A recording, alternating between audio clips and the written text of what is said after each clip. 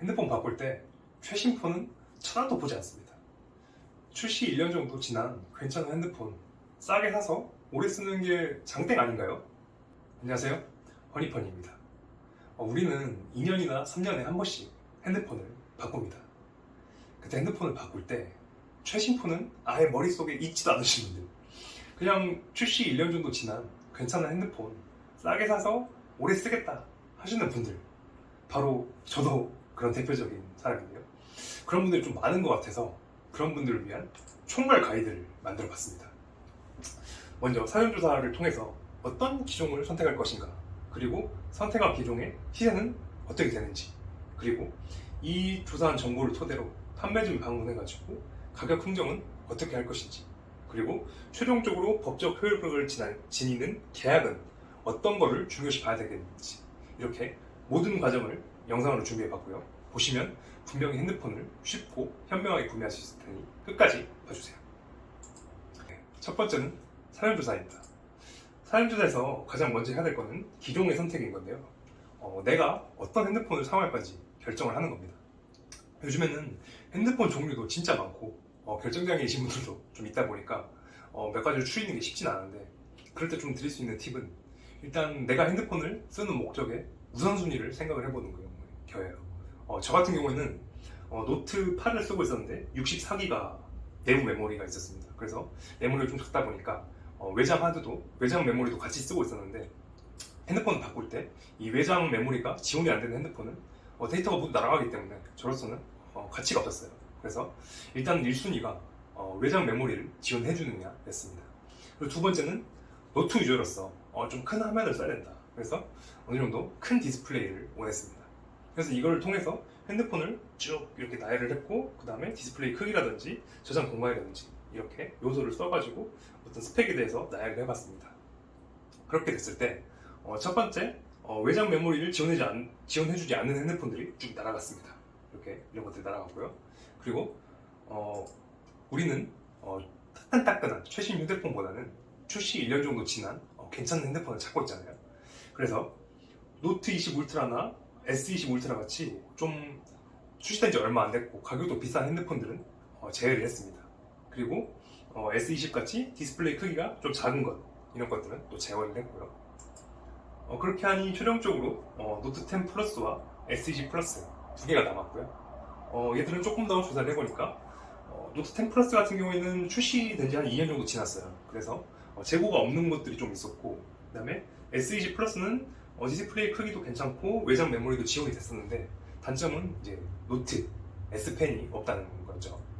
그래서 마음속으로 내 1순위는 노트 10 플러스를 사야겠고 2순위는 S20 플러스를 사야겠다, 이렇게 결정을 했습니다. 핸드폰 기존 선택을 하실 때 꼭 한 가지만을 고집하기보다는 이렇게 두 가지로 결정하는 게 좋습니다. 그 이유는 최종적으로 의사결정을 할 때 조금 더 선택지가 많으면 수월하게 결정을 할 수 있고요. 그 부분은 영상 뒤편에서 조금 더 자세하게 다뤄보겠습니다. 그래서 이제 내가 핸드폰을 노트 10 플러스와 S20 플러스를 사겠다고 결정을 했기 때문에 이것들의 단말 가격이 얼마인지 알아봐야 됩니다. 단말 가격은 약정에 따라서 달라지게 되는데요. 일반적으로 핸드폰을 사게 되면 약정을 걸게 됩니다. 그때 약정은 공시약정과 선택약정으로 나눠지게 되고요. 공시약정은 공시지원금, 핸드폰을 살 때 기계값에 대해서 통신사에서 지원을 해주는 겁니다. 그리고 선택약정은 기계값에 대해서 지원을 해주는 게 아니고 저희가 매달 이제 통신요금을 내잖아요. 그 통신요금의 25%씩 어느 정도 기간을 두고 할인을 해주는 겁니다. 두 개 모두 선택할 수 없고요. 하나만 꼭 선택을 해야 됩니다. 약간 이 설명을 좀 헷갈리실 수 있는데, 저희는 따끈따끈한 최신 폰보다는 출시 1년 정도 된 지난 폰을 찾고 있기 때문에 그런 폰들은 일반적으로 공시약정, 공시지원금을 받는 게 더 이득이다 라고만 그냥 생각하시면 될 것 같아요. 그래서 각 통신사 홈페이지에 들어가 보면 이렇게 갤럭시 노트 10 플러스가 있고, 이거에 대한 정상가, 출고가가 114만원, 삼성전자에서 114만원에 출고를 한 것이죠. 그리고 공시지원금이 70만원이고 추가 지원금이 10만 5천원이 들어가가지고 최종 단말 가격이 33만 9천원이구나, 이렇게 형성이 된다라고 보시면 될 것 같아요.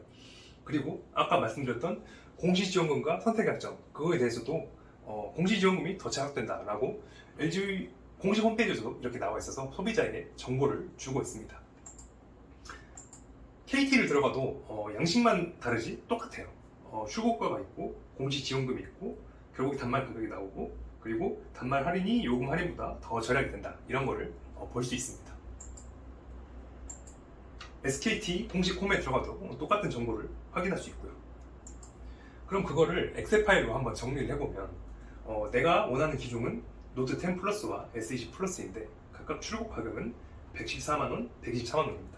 그리고 각 통신사별로 할인을 받았을 때 그러면 단말 가격이 33만 9천원 정도, 그리고 S20 플러스 같은 경우에는 50만원 정도 형성이 되어 있구나 라고 먼저 인지를 하는 게 좋습니다.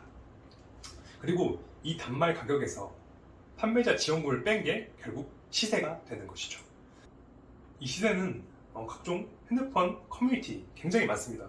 이런 것들이 있는데요. 이런 것들에서 시세표 게시판에 들어가면 쉽게 확인을 할 수가 있습니다.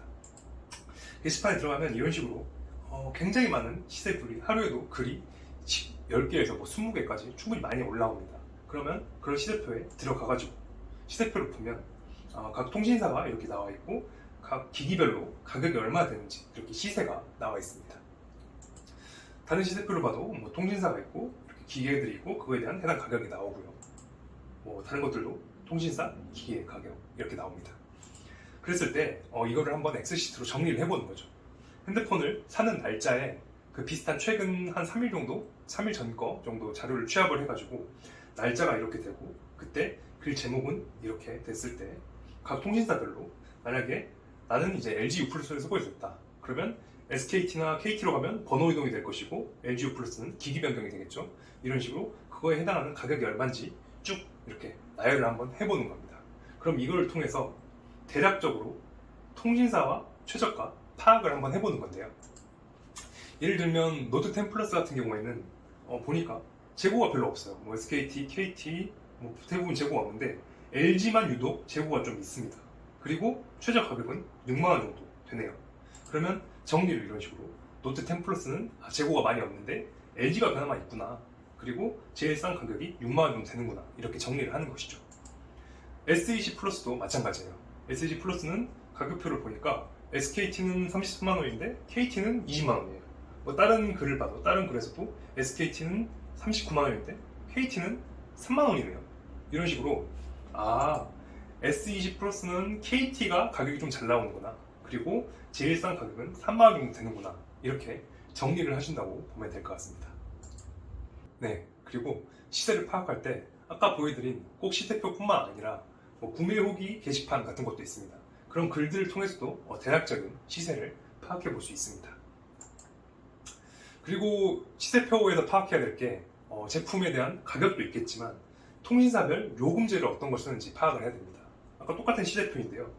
SK 같은 경우에는 OGX 프라임 89, 89는 89,000원이라는 거고요. KT는 베이직 초이스 90, 9만원이라는 얘기입니다. 그리고 LG는 5G 스마트 85, 85,000원이라는 얘기죠. 다른 시세표를 들어가 보면 요금제 명은 없고 가격만 있는 경우가 많아요. 근데 가격은 89, 90, 85로 아까 시세표와 동일하죠. 다른 시세표를 들어가도 가격은 없고 요금제 명만 있는 것도 있어요. 이런 식으로 통신사별 요금제를 요금제 명이 어떤 걸 쓰고 있고 요금제 가격이 어떻게 되는지까지 파악을 하셔야 됩니다.